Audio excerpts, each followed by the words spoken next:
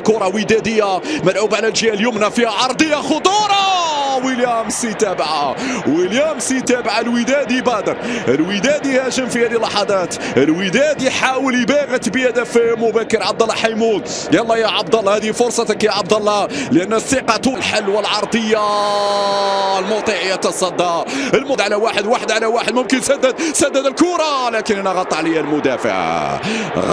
المدافع في نهاية المطاف. تخرج مباشرة إلى ضربة مرمى. هذه المرتدات اللي ممكن يلعب عليها زوير المترجي ومحمد أناجم إضافة إلى سامبو، لكن طريقة يغطي حذاري من ارتكاب أخطاء داخل المنطقة. والمطيع يتصدى ثاني اختبار ليوسف المطيع. التسديدة بهذه الكيفية، شوف الإعادة، هذه عملية التحضير. شوف هنا 1-2، ما يسددش والمطيع يتصدى. شوف كيف يدخلون ويقتحمون منطقة الجزاء بهذه السلاسة في نهاية المطاف. يوسف المطيع يتابع هذه الكرة، امشي سدد، هي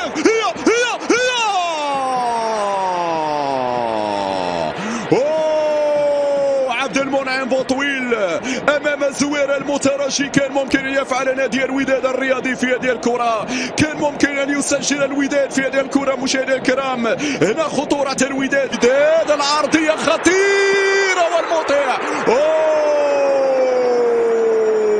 المطيع برافو يوسف المطيع، برافو قتالية يظهر يوسف، لكن أين هي الرقابة للاعب الصن داونز؟ كانت تأتي الماميلودي، هذه العرضية المطيع يا كبير، المطيع يا عملاق، المطيع نعم الأسد حاضر هنا في تصدياته، يتحدى مهاجمي الماميلودي الصن داونز. برافو يوسف المطيع، رد بالك المطيع يسددون بشكل ممتاز.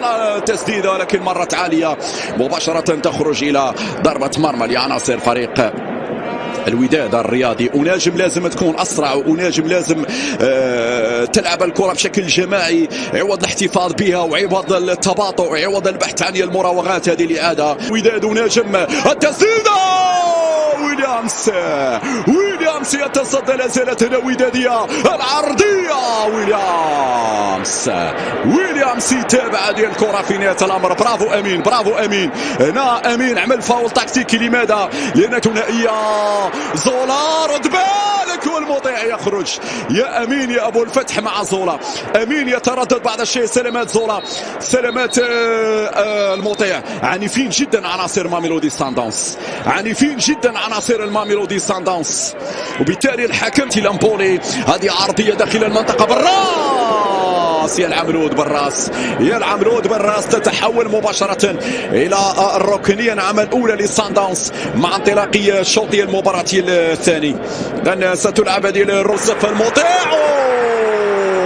مباغتة هذه الكرة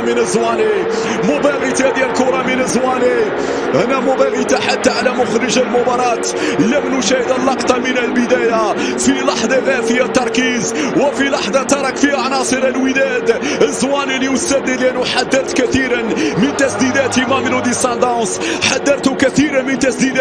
صن داونز، جاءت التسديدة عن طريق اللاعب الزواني، وبالتالي الأفضلية لنادي ماميلودي صن داونز. هذه الإعادة مرة أخرى اليسرى، هذه إمكانية التسديدة مرة أخرى، مرت عالية على مرمى المطيع. أتمنى من لاعب الوداد ألا ينزلوا أيديهم في هذه اللحظات، أتمنى أن الوداد لا يتأثر بالهدف، لأنه ياما عاش ضغوطات وياما عاش. ترفع من يحيى عطية الله الراسية، بعد ذلك يا زولا بعيدة تماما إلى ضربة مرمى لفائدة فريق ماميلودي صن داونز. هذه الإعادة حقيقة لا أريد أن خطيرة ديال الكرة العرضية.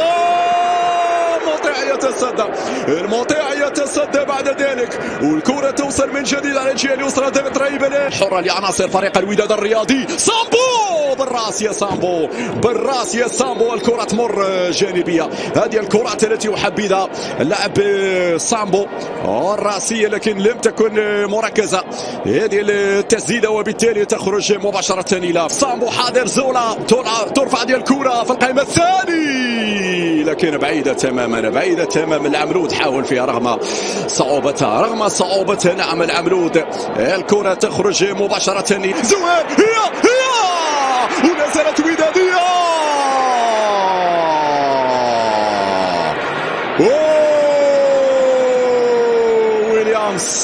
ويليامز امام الزوير المترجي، كان قريب الوداد من تسجيل هدف التعادل. هذه الإعادة مرة أخرى، البينية المليمترية الممتازة، زوكيت، هذه العرضية الراسية، جول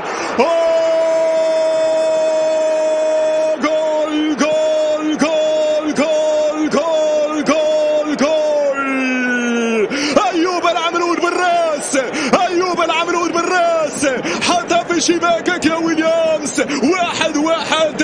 الوداد يعود من بعيد، الوداد يفعل هنا في بريطوريا، الوداد يعدل. أيوب العمرود بالراس، يا سلام، يودي هدف التعادل للكتيبة الودادية. صارت النتيجة 1-1 من هذه الكرات العرضية خطيرة.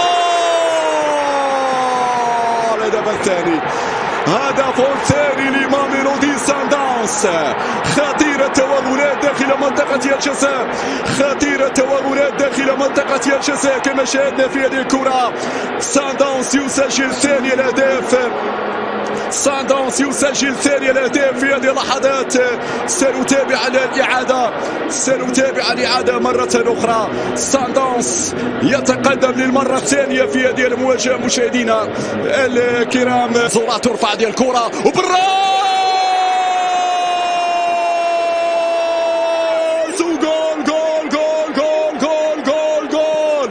الوداد يسجل، الوداد فعل مرة أخرى، الوداد يعدل قبل لحظات من نهاية المباراة. هكذا هو الكبير الودادي، هكذا هو الأسطوري الودادي، هكذا هم الوداد، لا يستسلمون، لا يتراجعون، لا ييأسون. هنا الهدف قادم، هنا المرمى أمامهم، هنا التعادل يأتي.